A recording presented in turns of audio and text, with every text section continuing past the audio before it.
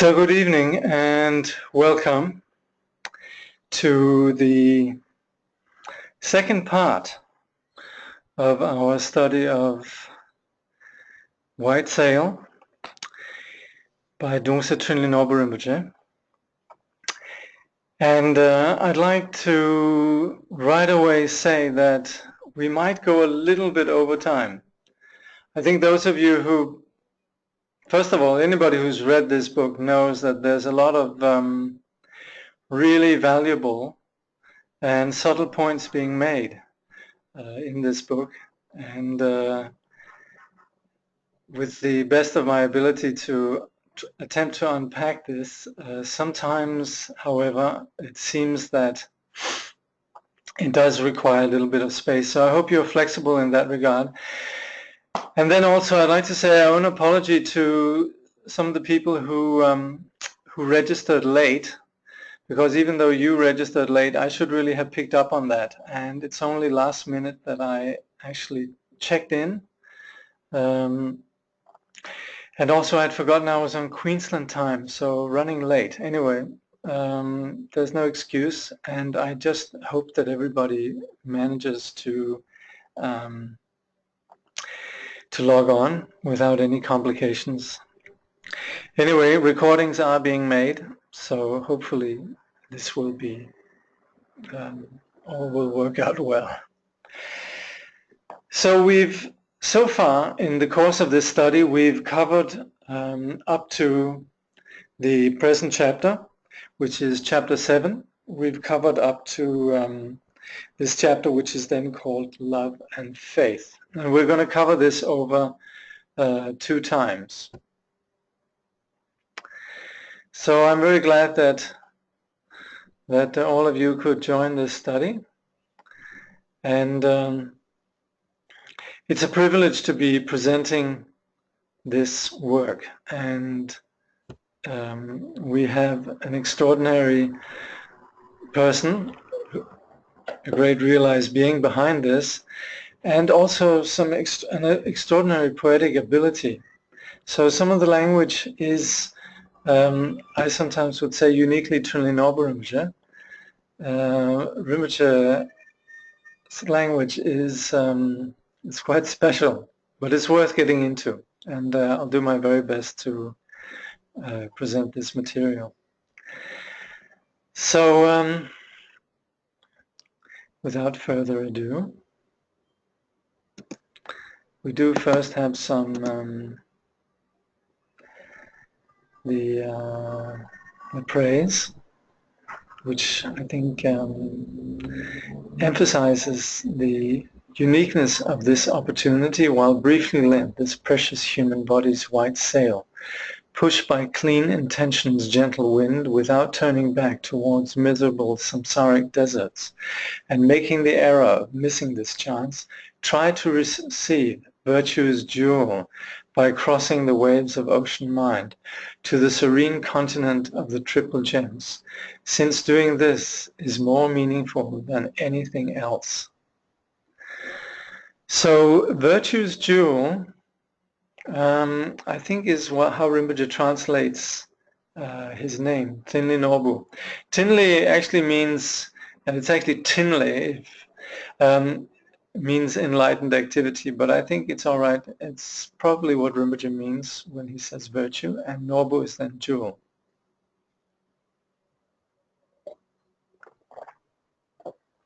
And here are some pictures of Rinpoche.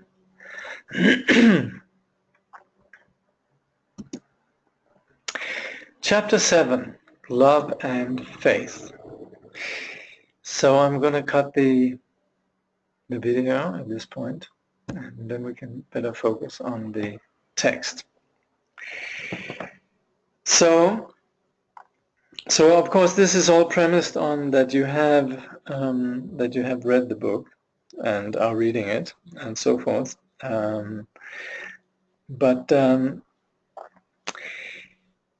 Rinpoche here discusses about how, although absolute reality is free of the deluded projections of subject-object duality, although this is how things are, sentient beings, us, realistically speaking, honestly speaking, grasp at a self.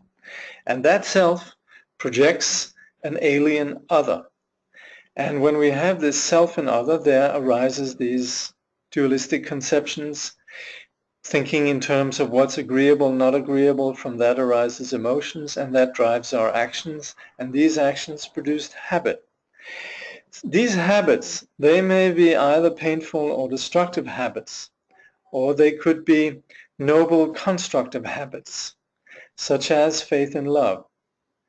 And the thing about faith and love and faith is that they create a positive energy. And particularly then, the faith, the positive energy of faith, is something that could enable us to awaken from delusion altogether. So we have this situation with these two, and we're of course juxtaposing the two. Love is generally focused on what we particularly like from the point of view of self and other, whereas faith engages in a different way with the objects. So while in the absolute there is no such duality, we sentient beings do experience habits that are created based on either our ordinary love or our more, you could say, extraordinary quality of faith. And the latter then is what could produce the conditions for awakening.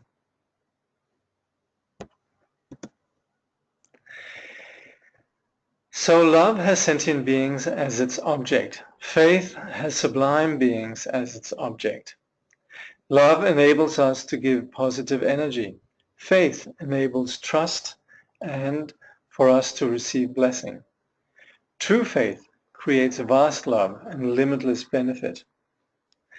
So love and faith, they do have this common, profound essence of caring for others. Love, however, is aimed at ordinary beings, while faith is aimed at sublime or enlightened beings. Love enables us to give positive energy to others, while faith is based on this quality of trusting someone in a greater sense. And it's something that you could say cedes to what is beyond the agenda of ego. And that enables us to open up to something far greater and be inspired and touched by something far greater. So this enables us to receive blessings. And that is the basis then for wisdom energy, empowerment, and that in terms ultimately leads to benefit for both self and others. So ultimately faith creates vast love of compassion, and it benefits countless beings. Now, dualistic ordinary love prevents deep or lasting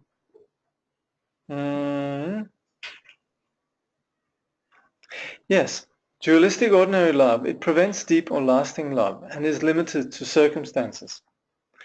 So in ordinary love, temporary virtues such as loyalty, they mask their potential opposite. We proclaim eternal love, and of course it's conditioned. So we are actually very often uncomfortable with the truth around temporary love. And we know that it, in fact, is this proclamation of eternal love. It masks the potential opposite. It's conditioned, and it is something that's far from eternal. Our reactions in ordinary love is based on focus on ourselves. Such love can never cause the real love of compassion. Now we can understand the difference between these two, love and faith, in terms of juxtaposing them. So there is, of course, overlap. Ordinary love is based on changing conditions, which we know easily leads to, when we have ordinary love, it easily leads to boredom, aversion, possibly betrayal. Without awareness of continuous mind, without understanding mind's, you could say, greater potential, we only focus on changing circumstances. So ordinary love is based on our habitual karmic patterns. It is naturally limited, even though temporarily qualities such as sincerity, loyalty, and stability, they mask their potential opposites, which then are disinterest, hatred, betrayal, and so forth. Love that is only focused on these changing circumstances is based on us caring about ourselves. We say, I love you, but it's very often, I like you right now based on certain conditions and so forth. So there are strings attached. We want love because we feel isolated. But once we have what we want, we might forget about the other. We might become careless, jaded, and so forth. Such love can never be the cause of impartial compassion because it's based on narrow self-centered desire. So there's really the love that is based on us, and then there's, you could say, the selfless love of compassion. With no vision beyond the narrow scope of conditioned dualistic appearances, they are our only concern. They here referring to the scope of ordinary dualistic perception. Pursuing the benefit of our narrow selves, temporary benefit is quickly exhausted and ultimate benefit is lost. So if we don't have recognition of anything beyond our ordinary dualistic mind, we don't see the limited nature of our awareness and its fixation. And as a consequence also, we never really have such a thing as lasting happiness. Such narrowness, it aspires to or wishes for happiness, but is blind to its causes. It's short-sighted, and it's like wanting to eat the cow that sustains us. So we pursue our own self-interest in changing circumstances, which is ultimately, there's we want something, and of course that thing that we want is always changing. So you could say wishing this self-interest is a hopeless project because samsara by nature is constantly changing. Pursuing happiness without understanding what causes happiness is like us wanting to kill, and Rinpoche gives the example, wanting to kill the animal that sustains us. You know, we want to eat the cow that brings us milk and so forth. So it's like abusing the earth that we live on. It's abusing the nature that we live in. So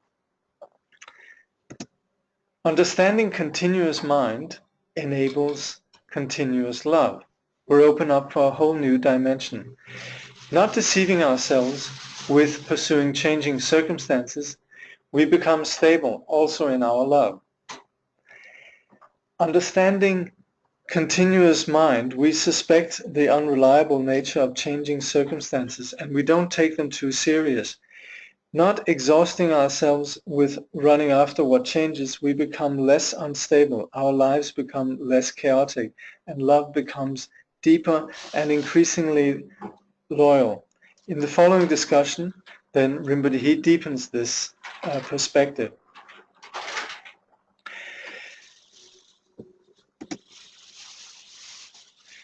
With an awareness of continuous mind, we're able to connect with and offer positive energy to those we love.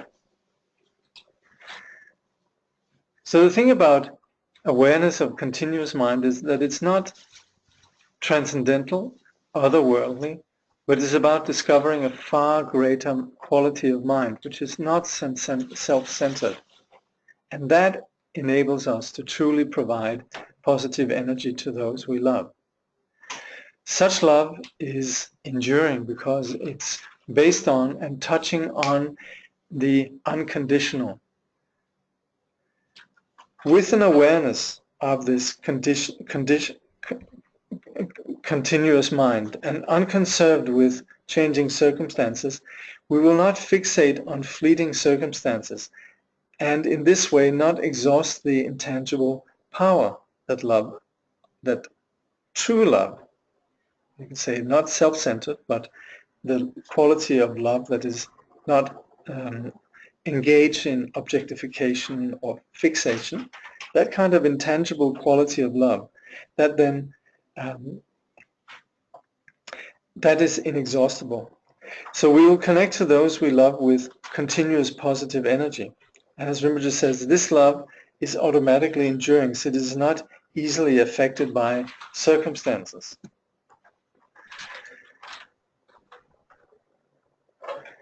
Without hope and fear, then love expands.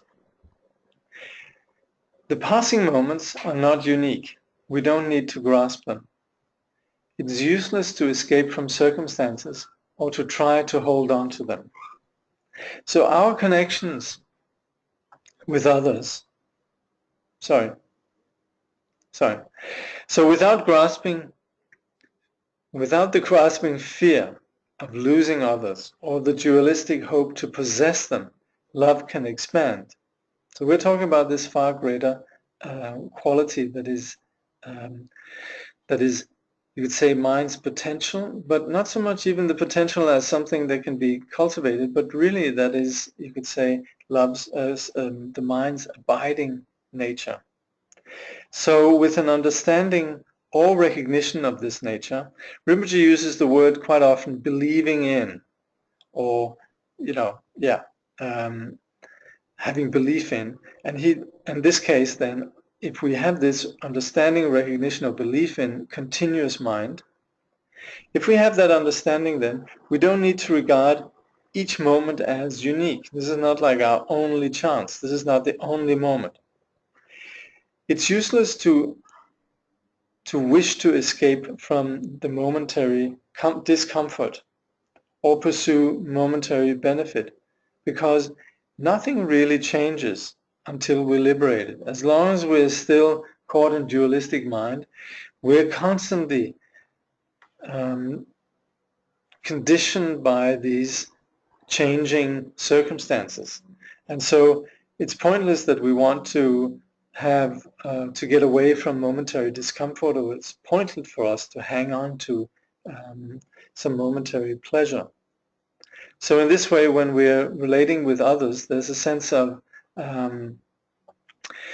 being accommodating, whether it's pleasant or unpleasant. Not understanding continuous mind and karma, we might sometimes decide to end our relationships. However, understanding change, we will not worry about changing circumstances. Understanding change, we work on ourselves without resenting our circumstances. So due to our, and this we've discussed quite a bit in the context of this work, which is the nihilist habit. This is the materialist habit where we really just we only attribute reality to what can be sensed, which is the general view in our culture. There only exists what we can perceive with our senses. And this, in effect, is this nihilist habit that doesn't take into account the insubstantial, intangible nature of our reality. So if we have that kind of, you could say also, it's partly, you could say, habitual, obviously, but it's also very much consolidated by our culture. And so if we do to that habit, and we don't appreciate this idea of a continuous mind, then we just think of these immediate appearances of circumstances, and we might think of ending certain relationships. But if we were to understand this continuous mind and the law of karma, then we know that things change due to circumstances. Nothing lasts. Everything can potentially change. And we then understand it's unnecessary to change in the sense of ending relationships, and these kind of these circumstances, they are always changing, and they are only bringing suffering whichever way they may turn. Even though we have good circumstances right now, they might change into something negative. If we have something negative, it might change into something positive. But the very nature of this dualistic setup is by nature painful. So unless this change is unless we're working with our relationships in terms of enlightenment, then the temporary changes, they don't really make any difference. So with that knowledge, we don't fixate on our negative reactive emotions. And in this way, we can change or purify these circumstances and bring them onto the path of enlightenment. So we will understand how it is about changing who we are rather than about changing the outer circumstances. We can integrate our love for others as the path. Such love becomes the noble aspirations of the Bodhisattvas. So it's not about us no longer loving, it's about creating a much greater love. And here we view our connections with others as something that we can integrate with our wider vision of the Dharma. And that enables this relationship to also be part of our journey where we increase pure perception and wisdom. And there, as a natural consequence, we can really be there for others in a natural way. So love can attain ultimate benefit, and it can be equally valid as something as much as valid as faith in terms of being a circumstance that leads to enlightenment. Our love joins the Bodhisattva's aspirations to relieve others of suffering. So our love becomes part of our Bodhisattva journey.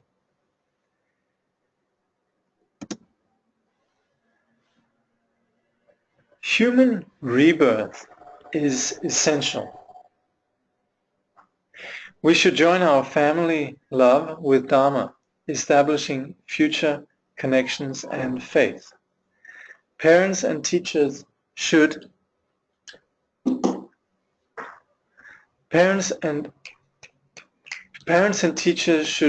cultivate noble Dharma habit in children and students.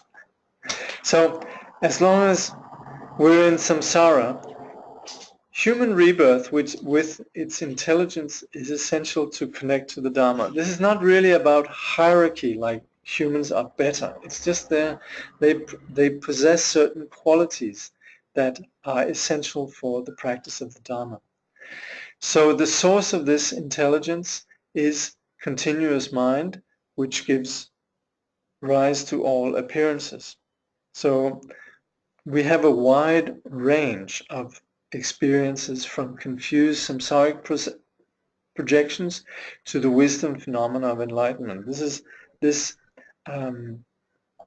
mind is more clearly perceived and understood and is more effectively worked with in the human rebirth. So aspiring to be born to parents also who understand the Dharma, we connect our family love with faith that increases over lifetimes. So we should aspire to be reborn into Dharmic families, and also as family people, we appreciate how we should create what Rinpoche calls noble Dharma habit in our children and students. So we need to cultivate the four boundless thoughts for all sentient beings. So that's, you can say, on our journey towards genuine selflessness, we operate with what are known as the four boundless, or the four Brahmaviharas, which are greater qualities of the mind that are not necessarily owned by our self-centered agenda. So for one, we need to acknowledge the love that we have received from our parents. Two, we must give such love to all sentient beings who have been our parents since time began, not just as kind thoughts, but also through actions. And so in this way, when we talk about kindness, it's this quality of loving and wishing them happiness. And when we talk about compassion, we're thinking about the love that wishes them to be free from suffering, and that we're actually doing something about it. And then when we see others are happy, we should rejoice. We should have this sympathetic joy. And four, this love should be for all beings equally. So these are called the four boundless wishes or thoughts. So for most people, love is linked to one's own narrow wishes and not to opening one's mind. Attachment to ordinary persons and objects generally bring the suffering of duality, while invoking or visualizing the Buddhas brings bliss. So most often, love and attachment, as we know, is a project of personal satisfaction that switches between happiness and unhappiness. You could say in our pursuit of love, we inevitably end up finding ourselves oscillating between happiness and unhappiness. And very often or rarely is love used as an opportunity for us to open to reality. We rarely actually use it as part of our path. We might sometimes use the path as part of maybe becoming better in love. But here it's not that love is the objective, but enlightenment. And that's where love could be used as an opportunity to open to reality.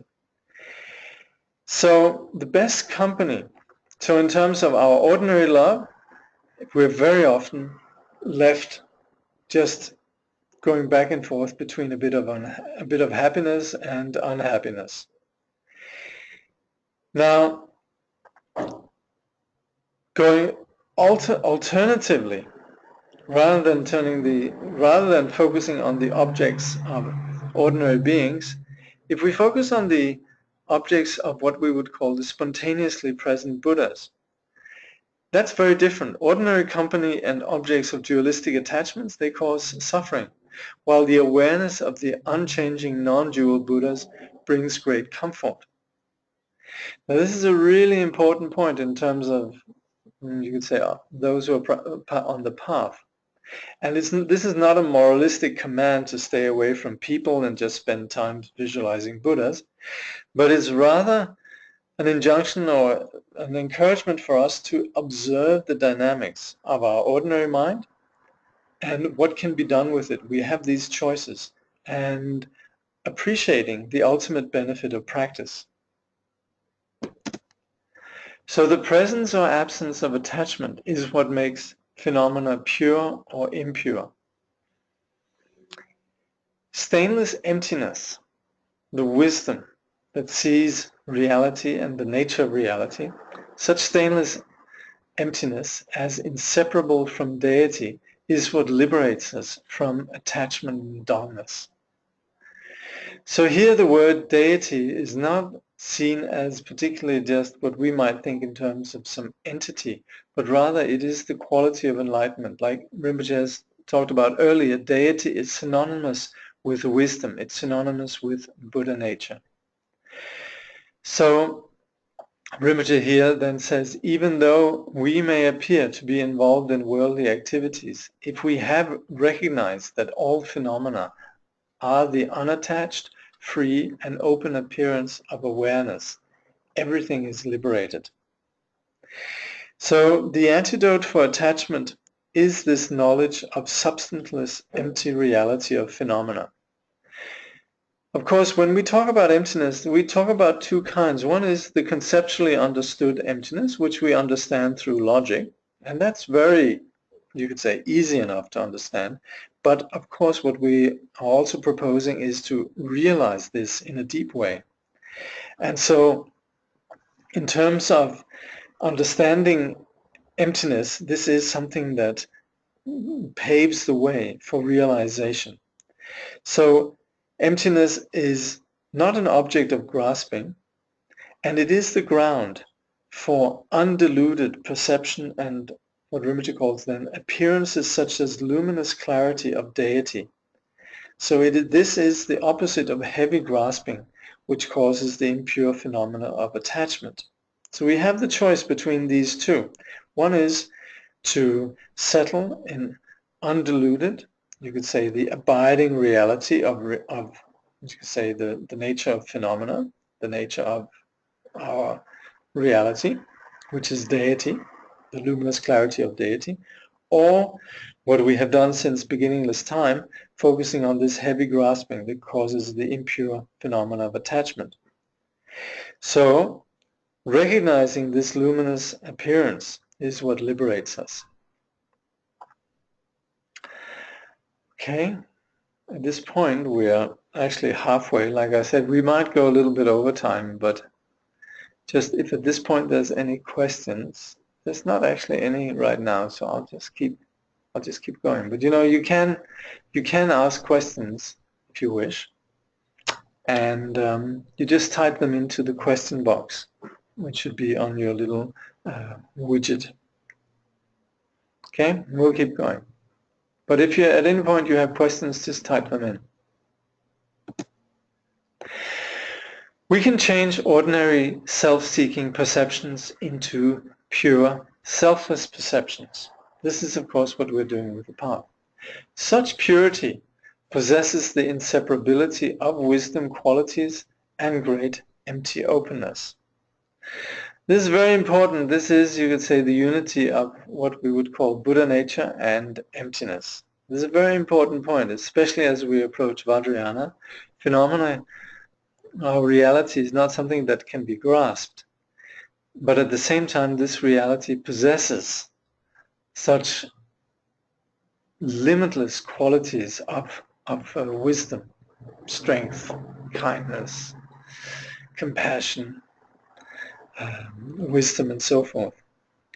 So, as far as our ordinary self-seeking perceptions then go, these phenomena, they change all the time, like we already established. They change all the time due to circumstances.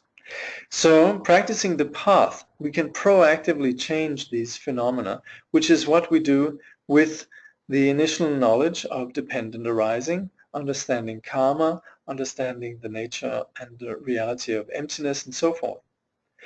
So likewise, we can change the nature of attachment and love into pure phenomena. This is what we're talking about here then, in terms of the Vajrayana view, where we don't abandon things, but we infuse them with the perception of understanding their true nature. So this is what we then refer to as the pure perception of appearances.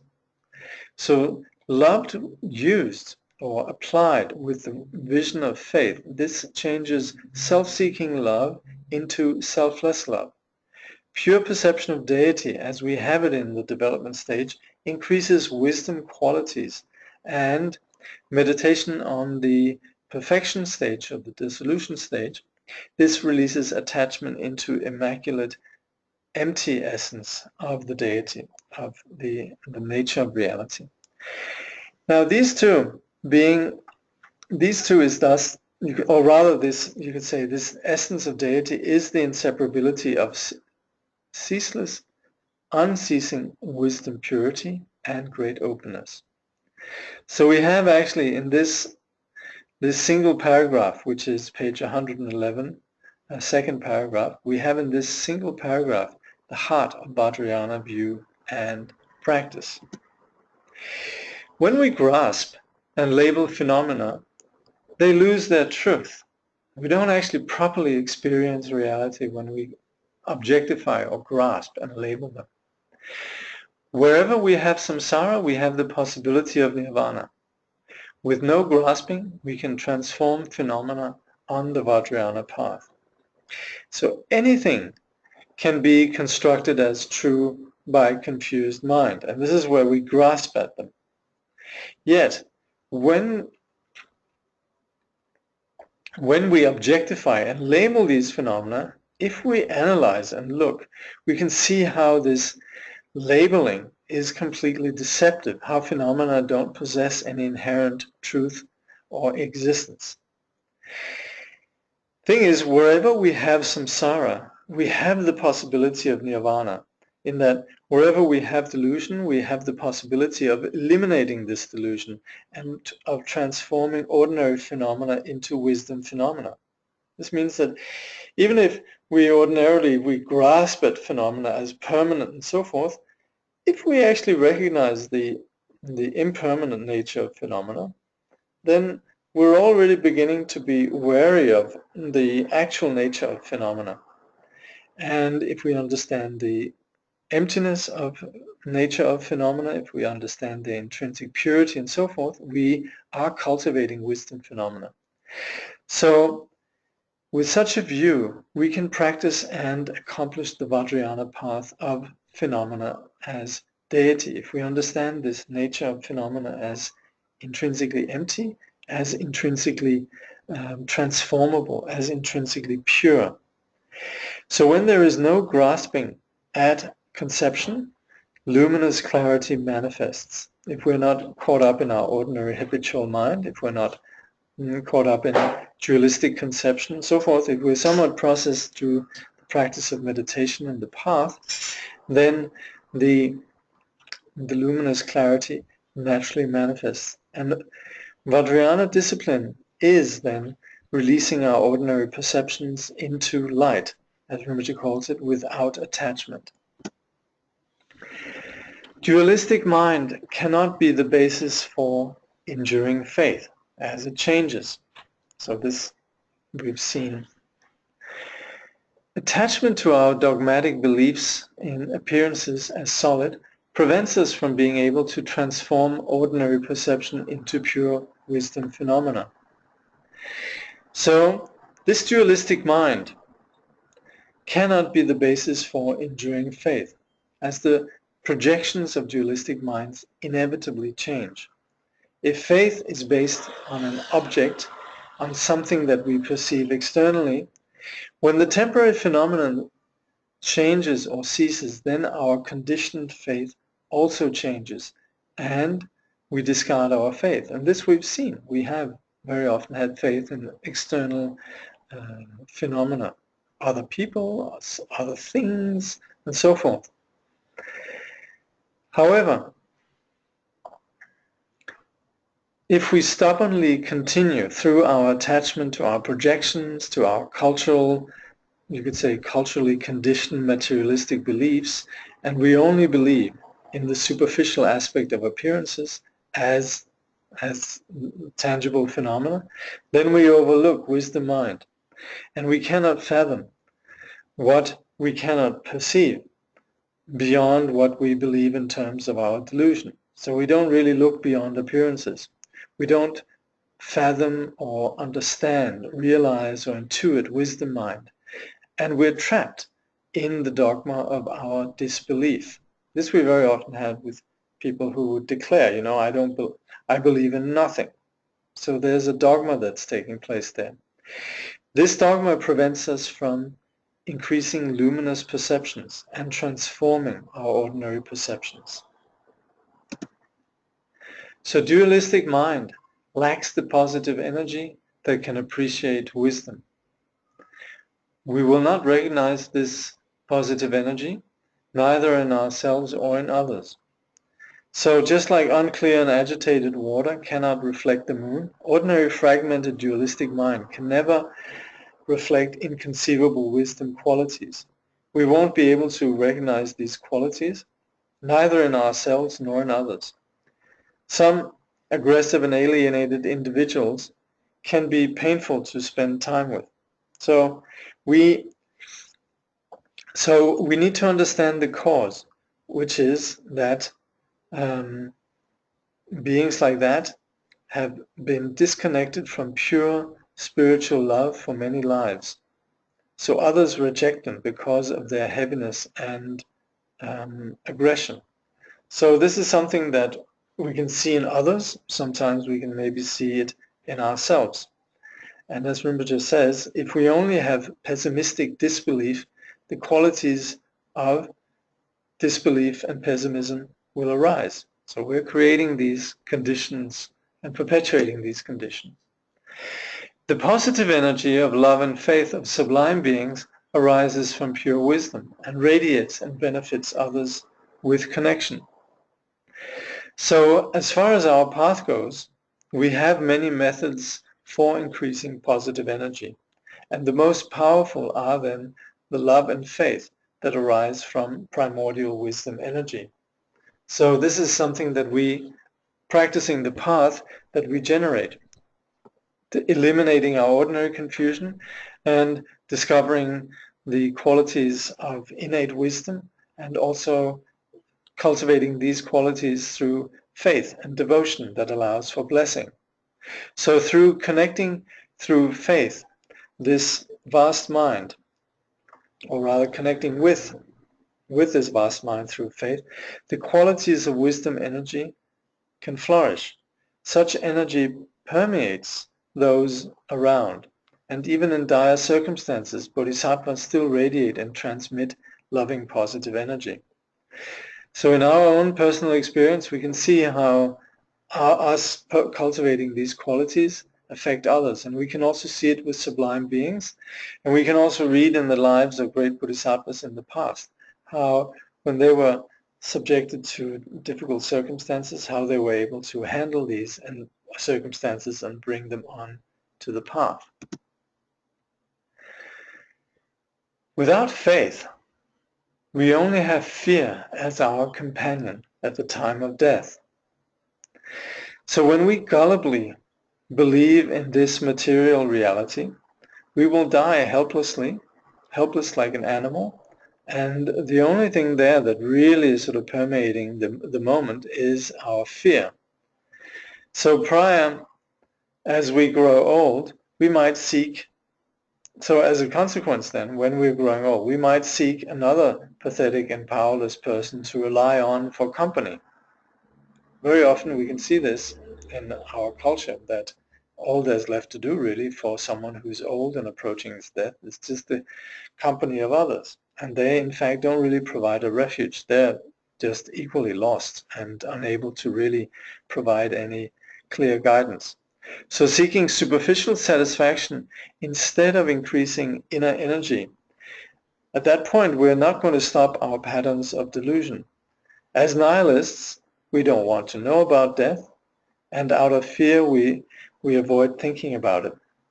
So, seeing the shortcomings of this, we should appreciate how it's only faith that takes us beyond this kind of fear. Now, even we cannot grasp the Buddha is within, we can still benefit from praying to the Buddha as external. Doing this will remedy the pain that comes from attachments to superficial phenomena. Yet, ultimately constructing a deity as external, we will still not see reality.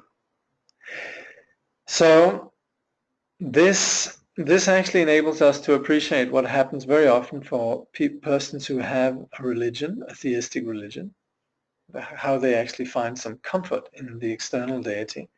And we also see it to some extent just among Buddhists also, who don't really think of the Buddha as an internal quality of their mind, but rather see the Buddha as someone who's out there who could possibly help them. Buddhas, bodhisattvas, and so forth.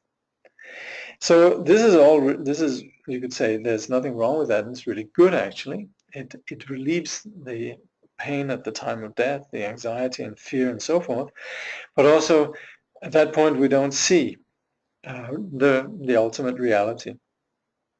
But it's valid. So the point is, even if we cannot comprehend that Buddha resides within, we can develop faith by invoking the Buddhas as external to us and praying to them. We can invoke the spirit and atmosphere of the sacred quality that we intuitively know and that we might have seen reflected and manifest in sages. Like, for example, when we've seen our guru or we've seen the Dalai Lama. We needn't pray to them as people do in theistic traditions, as we're not constructing them as almighty creators. We're seeing them as embodiments of awakening, as embodying what is a basic quality or abiding natural purity. And at least we're not relying on fleeting samsaric phenomena. Then again, that's how we would do as practitioners, but we can also see those who are not Buddhists, who do believe in deity and so forth, that they actually benefit from such prayers. Yet, without recognizing the deity within, we're not going to seize or recognize the profound inner meaning. In practice, with the recognition that the wisdom deity abides within us, in our sadhana practices or whatever it might be, then it is invoked externally. This external invocation leads us to realizing the inseparability of outer and inner pure phenomena ultimately. So we know that deity is within, and yet Buddhists integrate ordinary dualistic habit by the skillful means of invoking the deity externally, outside. And they then proceed to fuse outer and inner as inseparable. So with this view and practice, we need to experience and realize the inseparability of outer and inner through practice. So we have the non-dual understanding as the view, but we also need then the method, the practice that practically fuses these outer and inner dimensions. The forms of the Buddha's Dharmakaya reflect this inner reality, leading to our recognition of this Dharmakaya nature of our own innate reality. So whatever Rupakaya forms, whatever forms of the Buddha there might be, Sambhogakaya, Nirmanakaya, and so forth, doesn't matter if it's the desireless form of Buddha Shakyamuni, which is on the picture to the left, or the stainless desirable forms of Vajrasattva Padmasambhava, the image on the right. These arise as the display of the Dharmakaya, of the body of truth, ultimate intangible truth, as a reflection in a clear mirror. This nature cannot be realized by those with obscurations.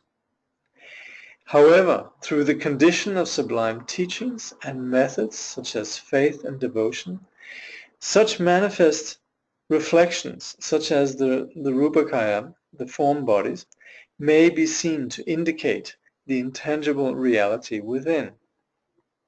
So whenever we see the qualities, or rather we see forms of the Buddha, or even we see living beings that are manifest in an embodiment form, what's really extraordinary about both the you could say iconography or statues or beings is that they're pointing to something which is beyond. So whenever we see these representations, there's something that points to what is beyond. And this is why we say from such images we can receive blessing. We can be touched by some quality that is intangible. This does, however, require that there is the condition of faith. Faith frees us. It gives higher rebirth, and ultimately it transforms our perceptions into wisdom. Ultimately, faith enables us to connect with the spontaneously present blessings of non-dual Buddhas. So, understanding continuous mind, in general, frees us from pessimism. The optimism of faith empowers positive action and may lead to rebirth in the human realm or even ultimately in a pure realm. Faith in sublime guides can free us. According to valid conventional truth, actual relative truth of the causal vehicle, we think that sublime guides, they intend and aspire for us to be free. Yet, in the resultant vehicle, the Vajrayana, we consider that this nature is already spontaneously present, with no intention. It's there wishlessly, if you like, without wanting anything. It's just the nature of reality. And the bodhisattvas who appear to be assisting us are reflections of this non-dual nature. You could call it our Buddha nature. Even though in Vajrayana we refer more to it as deity, as something already, you could say, fully manifest. It's simply obscured but fully present within us. So benefit happens naturally, without intention, and as unobstructed, compassionate activity. So this nature unfolds spontaneously, and that is, you could say, the capacity of this nature. What we sometimes refer to, it's compassion. And this, even our pure perception of great beings' activities, as we perceive great lamas or great gurus operating, that's only a relative way to connect with the absolute nature of the Buddha's blessing. So we think of them out there as doing certain things, but in fact they are merely reflections of this nature, and their whole display are really just to enable us to reconnect with this absolute nature.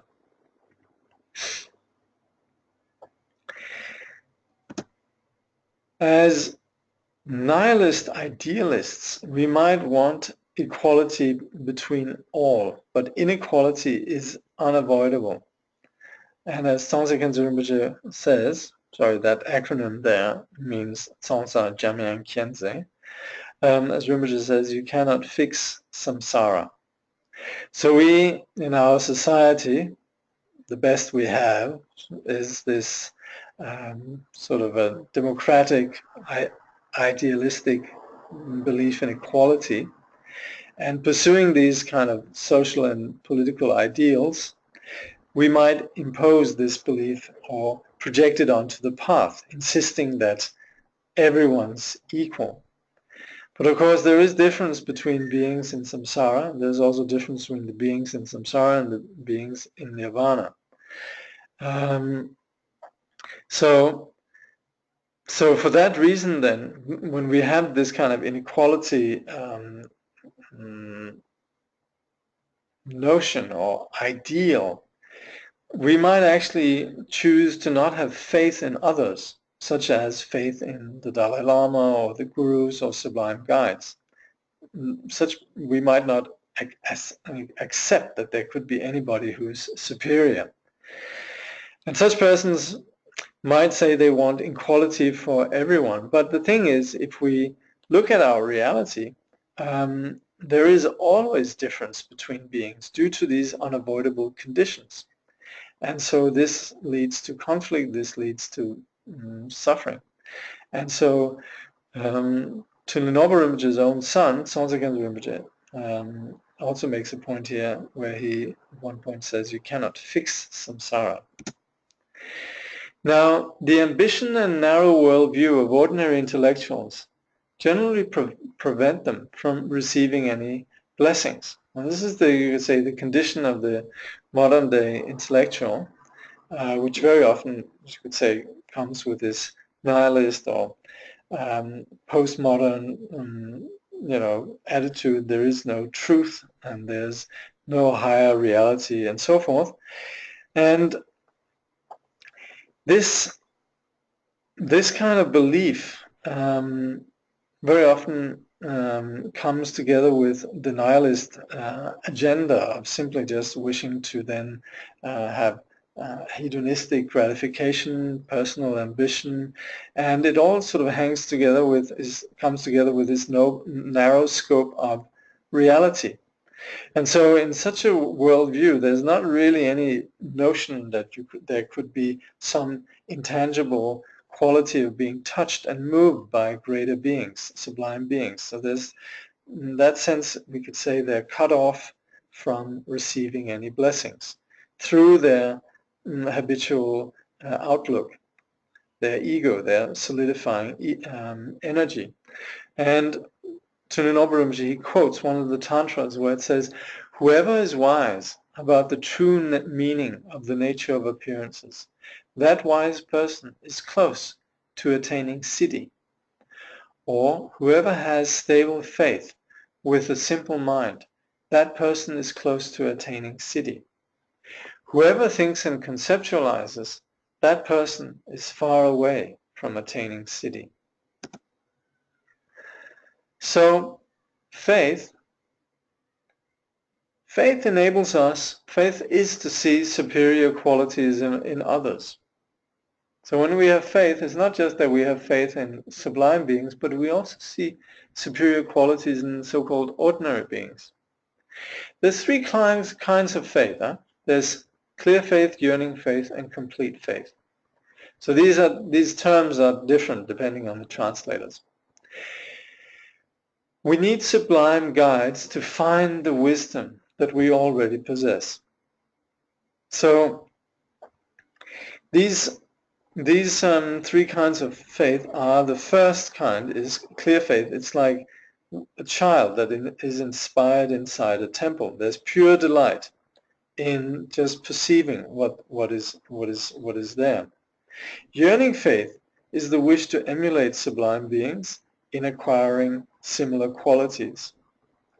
And complete faith, sometimes I think it's referred to as irreversible faith, is a complete lack of any doubt, enabling non-dual unconditional faith, and that provides the basis for receiving blessing and merging with the wisdom of sublime beings. We need external guides to recognize the wisdom that we already possess internally. But without faith, it's impossible to find the inner Buddha. The brainwashing or the conditioning of the path surpasses the brainwashing or conditioning of deluded fixation, in that it leads to increasing wisdom energy with unending benefit. Some might see embracing Buddhism as brainwashing, but the very purpose of Buddhism or Dharma is to change and abandon deluded rigid dogmas, positions, and unveil and unleash wisdom energy. Practice may be seen as brainwashing, but ordinary fixations of sentient beings is also brainwashing. And the Dharmic kind of brainwashing purifies fixation and effectively transforms ordinary phenomena into pure wisdom phenomena. Mere stale intellectual knowledge just leads us to become arrogant scholars, people with a lot of opinions. Thinley Norbu says, ordinary ideas that are disconnected from wisdom mind cannot illuminate or cannot enable us to see unending knowledge. So merely curious about Dharma, we become jaded and insensitive to the profound nature of the teaching. Practice of Dharma brings unchanging faith, while mere stale intellectual knowledge just adds to our conceptions and leads to becoming arrogant scholars. In this way, the study of Dharma can defeat its actual purpose. Ordinary ideas that are disconnected from wisdom mind cannot illuminate unending knowledge. And so that turning the study of Dharma into just another intellectual pursuit, we're really not touched, we're really not profoundly engaged. Actually, sometimes one says the practice of Guru Yoga cannot be undertaken with dry eyes. There has to be this quality of being profoundly touched and moved. For ordinary beings, knowledge is a dualistic object of attachment, causing further obscuration. Wisdom and faith bring unobscured perception. So, ordinary beings, like us, when we acquire knowledge, it's just a dualistic object of fixation. It's just a thought. It's just information, which is a dualistic object of attachment. We become attached to our ideas. And that rigidity, this increases the dualism, and it causes what we call cognitive obscuration. Practice with faith, it softens our disposition, it purifies ego and attachments, and it frees objectless wisdom so that nothing remains obscure, that we can see clearer. Experiences on the path can become an object of attachment. Practitioners can become self-righteous and bogus, fraudulent saints. Faith is a simple remedy for this, as it is grounded in wisdom. So not only knowledge but also experience can become an object of dualistic attachment. We have some experience on the path, and that's something we fixate on or continually come back to. So this happens for practitioners who do not release their experiences into the vast space of reality. They become self-righteous and bogus saints. Faith is a simple way that enables us to free ourselves from that. So we need to remember that faith, attachment, is the seed of all obscuration. That's the bottom line. And faith is the remedy for that. Even if we are caught by a belief in tangible reality, we could suspect this is a limited view. We should persevere just as looking for the light when lost in darkness. So even if we're caught by this substantialist belief in a solid reality, we could suspect that this is a limited view. In fact, if we look at science, the more actually we understand science, the more we actually understand that it is actually there's not really any finding of a solid reality. So we should continually try to pursue this understanding of our reality. We can understand that our limited, ordinary, habitual way of seeing things is a limited view. And so we shouldn't give up. We should recognize that right now we don't see things properly. We are obscured. And so we can aspire to connect to complete reality, just as we're searching for the light if we're lost in darkness. We need such effort, and even faith requires perseverance. But it's rewarding, as it will lead us to understanding the actual essence of reality, the actual nature of reality. Faith brings us to appreciate the lives of sublime beings, inspiring us to follow their example. Enlightenment requires faith, as numerous sutras and examples illustrate. So, not just intellectually, but also in terms of being emotionally appreciative when we read or hear about the lives of sublime beings in the past, they inspire us. We want to do like them. If we have such a faith, then we're attracted to hearing about the lives. We don't resent hearing about sages of the past. We develop an appreciation, and we're influenced hearing about them and their lives. We aspire to emulate them. So faith is like rain that restores a dry river. And when we are attracted to the stories of the sages of the past and the faith that comes with it, this increases our qualities so that it ultimately leads us to equating the qualities of the Buddha. The Buddha gave 10 examples of the qualities of faith. These include how faith is never tired, like a bridge, never sad, like a ship that does not complain, never changes, like a mountain, never increases or decreases, like the sun. It says in one sutra, people who do not have faith cannot have white dharma, just as a seed burned by fire cannot sprout a green shoot. So, to attain enlightenment for the sake of all sentient beings, which is truly loving sentient beings, we need faith. Yet in the sutra it mentions how without faith we are like burnt seeds that cannot produce a green sprout. Intention is essential as it focuses our energy and defines our objective. Vast intention based on the love of compassion and faith brings about a vast result. Intentions may not be pure, but such impurities can be purified. So, the intention to have faith creates faith.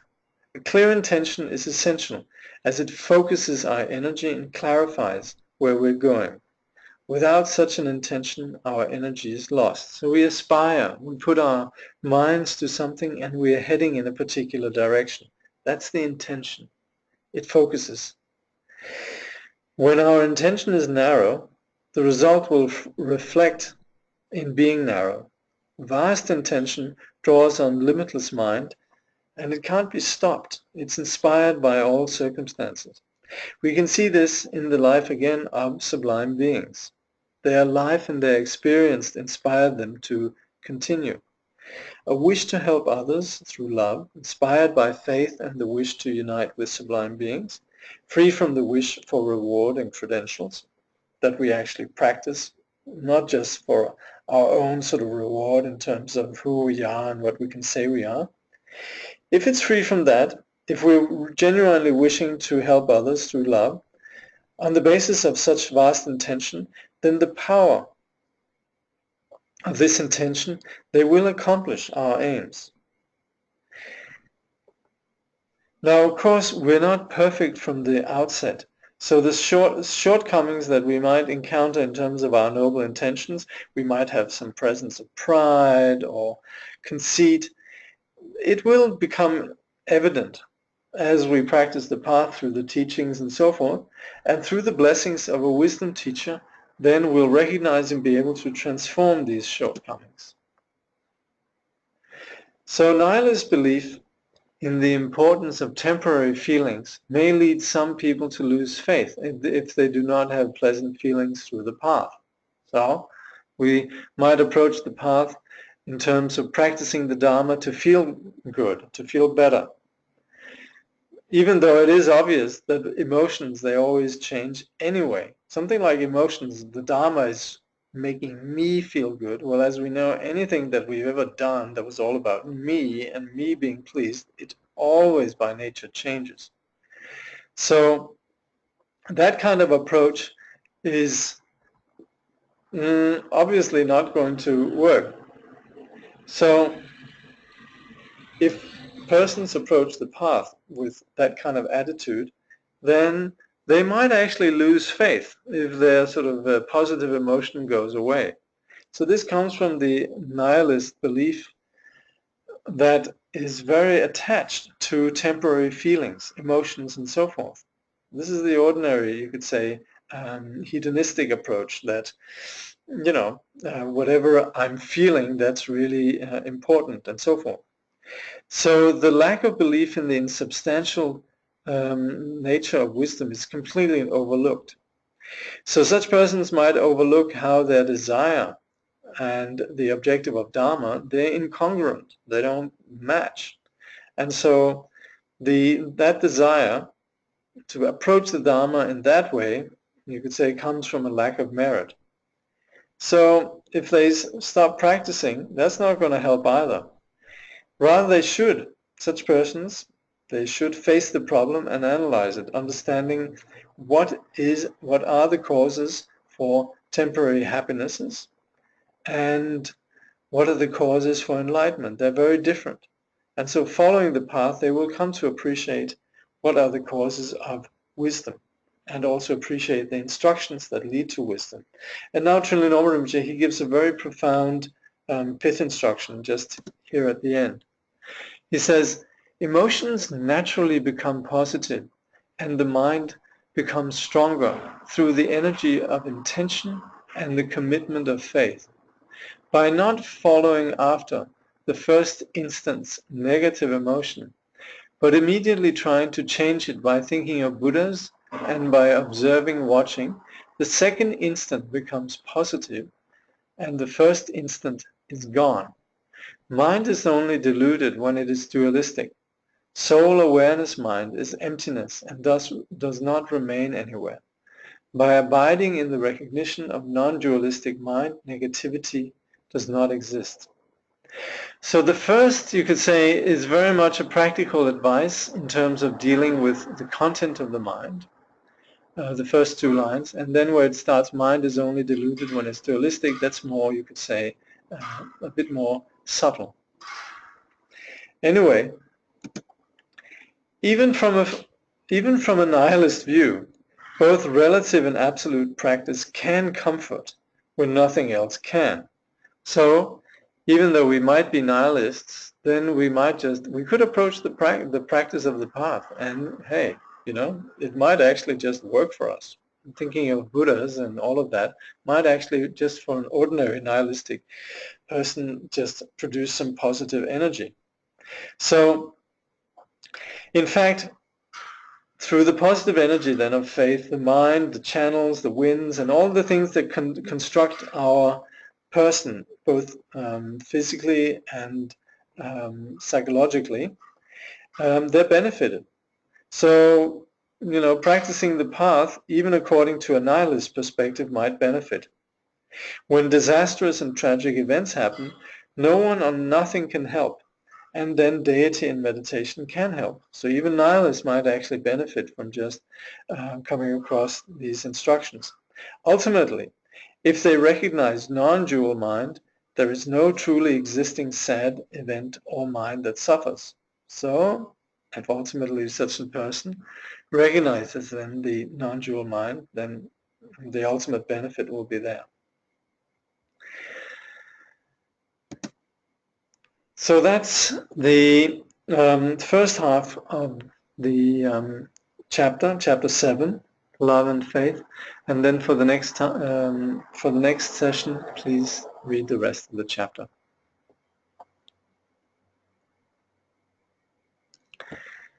I'm just going to see if there are any questions this time.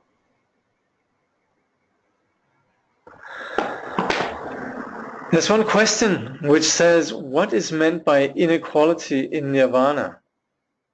I'm going to have to owe you that one. I'm actually not sure where Rinpoche says that.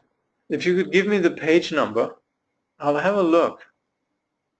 I don't know if you can find it right now. I'd be very happy to look it up. It's something I mentioned. Inequality in nirvana. Not sure about that.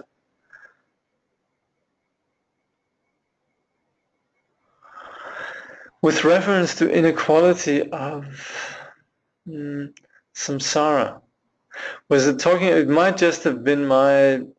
I suspect it might just have been my sloppy use of language.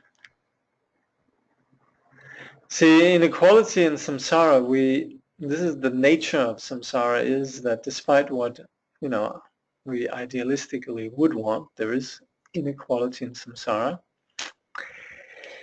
Inequality in nirvana, I'm not sure about. So I'll have to leave it at that, I'm afraid. I think we can assume that that nirvana by nature is equality, and samsara by nature is, or by definition, is inequality. So, okay. No other questions? Yes. Sorry, that's me probably confusing more than clarifying. If there are no more questions, I think we are... there was one more. I just saw there was one more question that came in.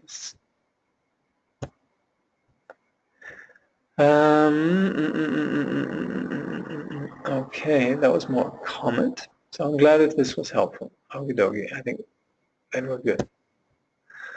Alrighty.